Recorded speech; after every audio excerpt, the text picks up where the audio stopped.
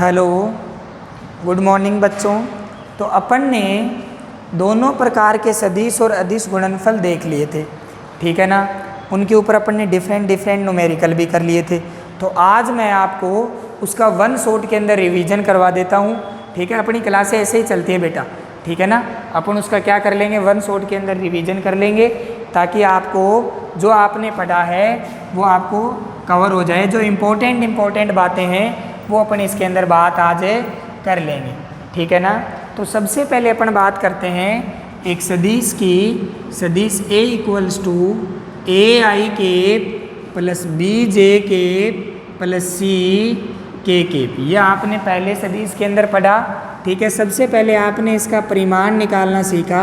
तो परिमाण निकालने के लिए आपने क्या किया, I केप के गुणांक का स्क्वायर, J केप के गुणांक का स्क्वायर और K केप के गुणांक का स्क्वायर। ये हो गया इसका परिमाण। किसी भी सदिश के परिमाण को अपन ऐसे रिप्रेजेंट करते हैं, ठीक है। अगर अपन एक बात करें इकाई सदिश की, तो इकाई सदिश की मैंने आपको डेफिनेशन बताई थी। ऐसा सदिश जिसका परिमाण क्या हो, इकाई हो, इकाई सदिश कहलाता है। ओके बेटा। तो ये आपका इकाई सदिश निकालने का फॉर्मूला क्या बताया था, सदिश अपॉन सदिश का परिमाण। सदिश का, ये फॉर्मूला आपको याद आया होगा, सदिश का परिमाण। ये मैंने किसके लिए बताया था, इकाई सदिश के लिए, ठीक है। सदिश क्या है आपका, वेक्टर A, और परिमाण क्या है उसका, मैग्नीट्यूड ऑफ वेक्टर A। तो अगर मैं यहाँ इसकी वैल्यू पुट करूँगा तो वेक्टर A आपके पास कितना है, AI केप, BJ केप और C K केप। अपॉन में इसका परिमाण कितना है, A square plus B square plus में C स्क्वायर। तो ये अपन ने इकाई सदिश और फिर उसके परिमाण की बात करी। परिमाण निकालेंगे तो I केप के गुणांक का स्क्वायर, J केप के गुणांक का स्क्वायर और K केप के गुणांक का स्क्वायर कर देंगे, ठीक है। कोई प्रॉब्लम इसमें। अगर अपन नेक्स्ट बात करेंगे तो इकाई सदिश की डेफिनेशन क्या होती है, ऐसा सदिश जिसका परिमाण कितना हो, इकाई, इकाई सदिश कहलाता है, ठीक है। तो ये अपन ने इकाई सदिश की बात कर ली। ओके बेटा, आगे बढ़ते हैं। यह आपने पहली बार में पढ़ा था इकाई सदिश, तो अपन ने इसका रिवीजन कर लिया। आगे बढ़ते हैं। इसी रिवीजन की कड़ी में जो दूसरी चीज़ अपन लेके चलेंगे, ठीक है। ये इम्पोर्टेंट था तो मैंने आपको बताया, क्योंकि इकाई सदिश और परिमाण बहुत बार पूछे जाते हैं। इसके बाद अगर अपन बात करें, ठीक है, दो प्रकार के गुणनफल पढ़े थे अपन ने, सदिश गुणनफल और अदिश गुणनफल। कितने प्रकार के गुणनफल पढ़े थे, दो प्रकार के। कौन कौन से, एक आपने सदिश गुणनफल पढ़ा था और एक आपने अदिश गुणनफल पढ़ा था। तो पहले दो सदिश के बारे में एक साथ बताता हूँ आज। ये सदिश A है, A1 I cap, A2 J cap और A3 K केप। और फिर सदिश आपने B लिया, वो क्या लिया था, B1 I cap, B2 J cap और B3 K केप। अगर अपन A डॉट B करते हैं तो सबसे पहले जो बेसिक फॉर्मूला था वो क्या बताया था, magnitude of A magnitude of B cos theta. और इनको अगर A डॉट B अपने को करना है तो अपन इसको कैसे लिखेंगे, A1 I cap, A2 J cap, A3 K cap dot B1 I cap, B2 J cap, B3 K cap. I cap को I केप से गुणा करना है, A1 into B1, J cap को J केप से गुणा करना है, A2 into B2, K cap को K केप से गुणा करना है, A3 इंटू B3। ये हमारा A डॉट B निकल के आया था। इसके अंदर मैंने आपको ये भी बताया था, I डॉट I आपका 1 होता है, J डॉट J आपका 1 होता है, K डॉट K आपका 1 होता है, ठीक है। सेकंड अपन ने बात करी थी, I डॉट J आपका 0 होता है, J डॉट K आपका 0 होता है, के डॉट आई भी आपका 0 होता है। ये अपन ने इसके अंदर सेकंड बात करी थी। ओके बेटा, ये अपन ने इसके बारे में सेकंड बात अपन ने कर ली थी। और इसके बारे में अपन ने क्या जाना था कि यदि सदिश ए और सदिश बी एक दूसरे के लंबवत है, ठीक है, तो बस ये इंपॉर्टेंट हेडिंग बता रहा हूँ मैं आपको। तो अपन ने ए डॉट बी को किसके बराबर कर दिया था? 0 के बराबर, ठीक है। ए डॉट बी आपने निकाल रखा है, ये रहा। तो अपन ने क्या लिखा था? a1 a2 plus a1 b1 plus a2 b2 plus a3 b3 equal to 0। ये अपन ने कब बात करी थी? ये अपन ने बात करी थी जब वो लंबवत थे। जब अपन ने समांतर की बात करी थी कि सदिश ए आपका समांतर है किसके? सदिश बी के। सदिश ए समांतर है आपका किसके? सदिश बी के। सदिश ए आपका समांतर है सदिश बी के। और जब समांतर की बात करी थी तो मैंने आपको बताया था A dot B equal to magnitude of A magnitude of B. Okay बेटा, तो ये बात भी अपन ने करी थी, ये बात भी अपन ने कर ली थी, ठीक है। किसके अंदर? अदिश गुणनफल के अंदर। क्योंकि अदिश गुणनफल की डेफिनेशन ये थी कि ऐसा गुणनफल जिसको करने के बाद जो हमें राशि प्राप्त होती है वो कैसी प्राप्त होती है? अदिश राशि प्राप्त होती है, ठीक है। और तीसरी बात, जब अपने एंगल निकालने की बात करी थी, जब अपन थीटा की बात कर रहे थे, तो मैंने आपको क्या बताया था कि इसी फॉर्मूले का यूज करना है। A dot B equals to magnitude of A magnitude of B cos theta. यहाँ से हमारे पास वैल्यू निकल के आएगी cos theta equals to A dot B upon magnitude of A और मैग्नीट्यूड ऑफ बी। तो कोस थीटा की यहाँ से जो वैल्यू निकल के आई थी वो a1 a2 b1 a2 b2 a3 b3 upon में under root a1 square plus a2 square plus a3 square under root b1 square plus b2 square plus b3 square. Okay बेटा, तो ये अपन ने बात कर ली थी किसके अंदर?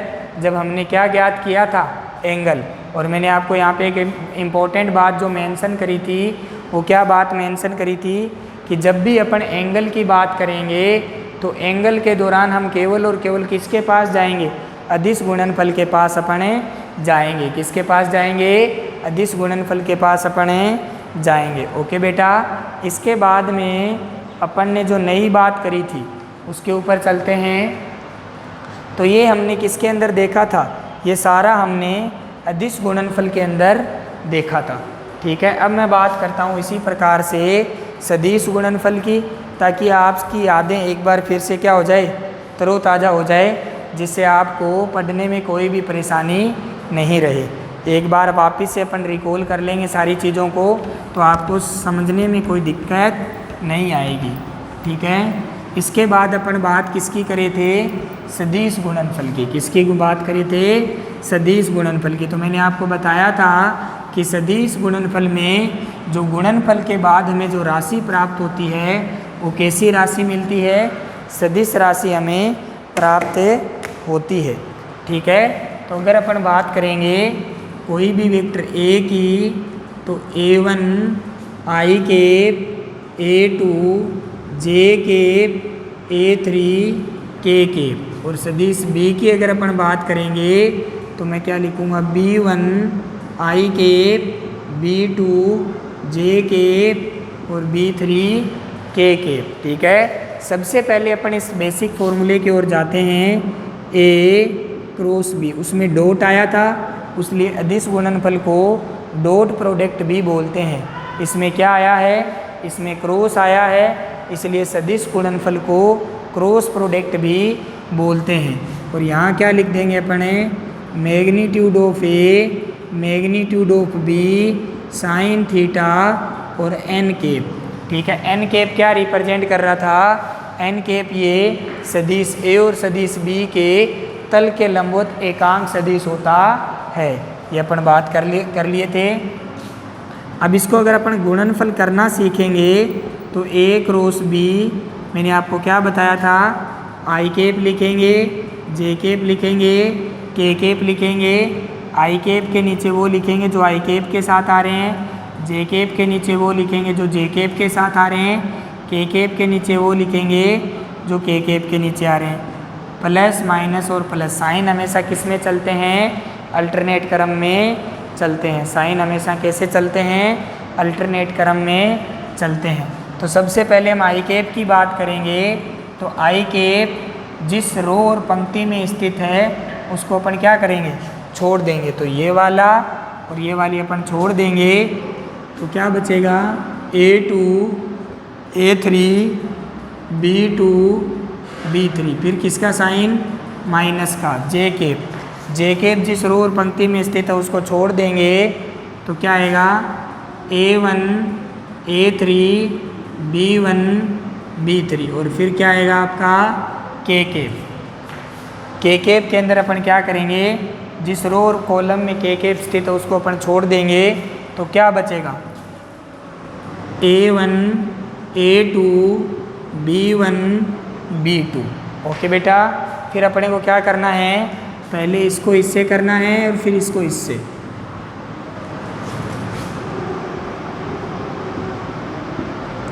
ये बातें मैंने आपको बहुत अच्छे से समझाई थी। ठीक है, तो आई होप आपको समझ में आ गई होगी।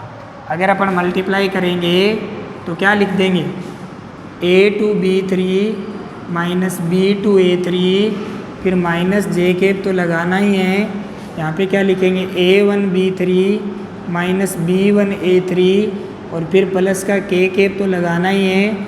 A1 B2 minus B1 A2। ठीक है, बीच में साइन किसका आता है? प्लस का। ये अपन ने बात कर ली थी। ठीक है, तो इस प्रकार से अपने को कौन सा गुणनफल परफॉर्म करना है? सदिश गुणनफल। और इसको सदिश गुणनफल आप क्यों बोलते हो? क्योंकि आपको पता है जो फाइनल हमें राशि प्राप्त हो रही है उसके अंदर क्या क्या आ रहा है? एक तो आई कैप आ रहा है, एक जे कैप आ रहा है और एक क्या आ रहा है? के कैप। अगर फाइनल राशि के अंदर आई कैप, जे कैप, के कैप हमें प्राप्त हो रहे हैं तो हम क्या कर लेंगे? इसको क्या बोलेंगे? सदिश राशि बोलेंगे। अभी इसके अंदर आगे बात करते हैं। अपन ने क्या लिखा था? ए क्रॉस बी अगर बात करेंगे तो नॉट इक्वल टू होता है बी क्रॉस ए के, क्योंकि सदिश गुणनफल कभी भी क्रम विनिमय नहीं होता, लेकिन अदिश गुणनफल क्रम विनिमय होता है। ए डॉट बी किसके इक्वल होता है? बी डॉट ए के। तो अगर ये लिखना चाहेंगे तो मैंने आपको बताया भी था, A dot B equals to minus लगा के अपन इसको लिख सकते हैं। ये बात अपन ने कर ली थी। ठीक है, इसके अंदर और क्या बातें करी थी वो भी बात कर लेते हैं। आई क्रॉस आई 0 होता है, जे क्रॉस जे 0 होता है, के क्रॉस के 0 होता है। फिर अपन ने बात करी थी आई कैप, यहाँ पे जे कैप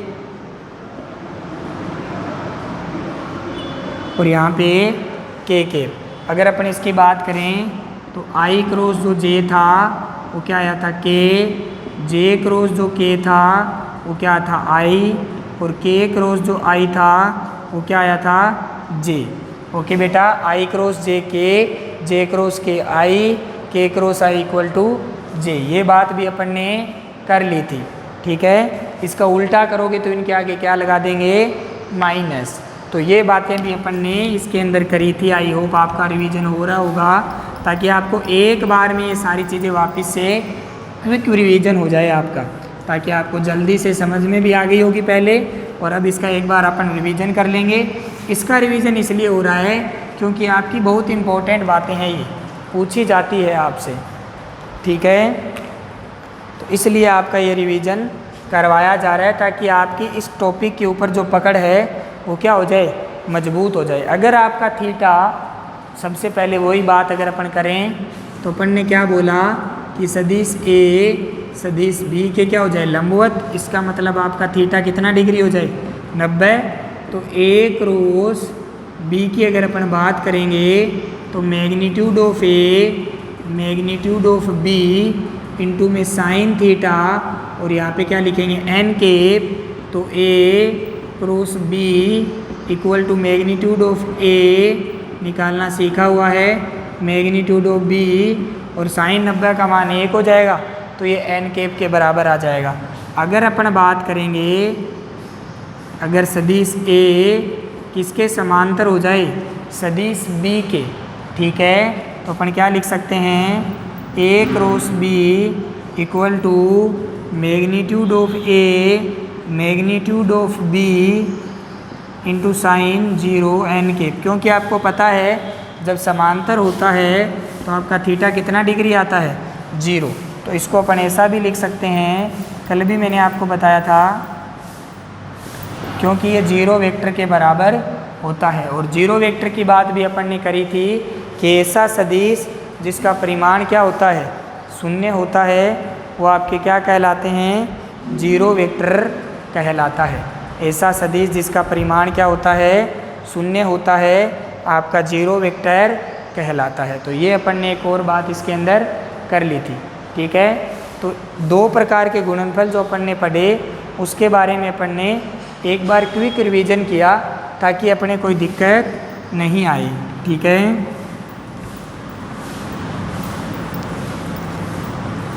तो ये अपन ने 2 गुणनफल, ये गुणनफल बहुत ज़्यादा इंपॉर्टेंट है बेटा, ठीक है। तो आपके अंदर बस इसके अंदर यही कंडीशन ध्यान रखनी है कि जो ज़्यादा काम में आने वाला जो आपका गुणनफल है वो आपका गुणनफल होता है अदिश, क्योंकि उसके अंदर आप थीटा भी निकाल लेते हो और अगर 2 सदिशों के लंबवत होने की कंडीशन है तो भी उसके अंदर आप यूज कर लेते हो, ठीक है। तो वो अपन ने सारी बातें कर ली। इसके बाद में अपन ने कुछ बातें ऐसे और बातें करते हैं। अपन ने बात करी थी, एक बात करी थी मूलभूत भौतिक राशियों की, ठीक है। एक बात करी थी अपन ने व्युत्पन्न भौतिक राशियों की। तो और सबसे पहले सदिश राशियाँ और अदिश राशियाँ। तो सदिश राशियाँ कौन सी होती है?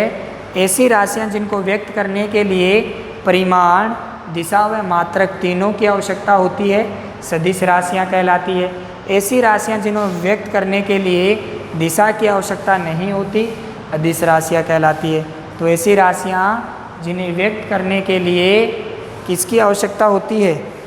परिमाण, दिशा व मात्रक की आवश्यकता होती है, सदिश राशियाँ कहलाती है। और जिनके अंदर दिशा की आवश्यकता नहीं होती वो हमारी अदिश राशियाँ होती है। बहुत बढ़िया सर। इसके बाद अपन बात करें मूल राशियाँ। तो ऐसी राशियाँ जिन्हें किन्हीं दूसरी राशियों की सहायता से उत्पन्न नहीं किया जा सकता, मूल राशियाँ कहलाती है। मूल राशियों के संगत हमारे क्या आए थे? मूल मात्रक आए थे, ठीक है। तो ऐसे मात्रक जिन्हें अन्य मात्रकों की सहायता से उत्पन्न नहीं किया जा सकता, मूल मात्रक कहलाते हैं, ठीक है। फिर हमारे पास आई थी व्युत्पन्न भौतिक राशियाँ। ऐसी भौतिक राशियाँ जिन्हें मूल भौतिक राशियों की सहायता से उत्पन्न किया जाता है, व्युत्पन्न भौतिक राशियाँ कहलाती है, ठीक है। और ऐसे मात्रक जिन्हें मूल मात्रकों की सहायता से उत्पन्न किया जाता है, व्युत्पन्न मात्रक कहलाते हैं। ये अपन ने बात उसके अंदर कर ली थी। मूल राशियाँ मैंने आपको पढ़ाई थी 7 प्रकार की होती है, ठीक है। व्युत्पन्न राशियाँ बहुत सारे प्रकार की हो सकती है। इसके बाद में अपन ने पद्धति पढ़ी थी MKS पद्धति, CGS पद्धति और FPS पद्धति। MKS पद्धति में M का मतलब मीटर, K का मतलब किलोग्राम और S का मतलब सेकंड। ऐसी पद्धति जिसमें लंबाई को मीटर में, द्रव्यमान को किलोग्राम में व समय को सेकंड में मापते हैं, MKS पद्धति कहलाती है। फिर अपने बात करी थी CGS पद्धति की।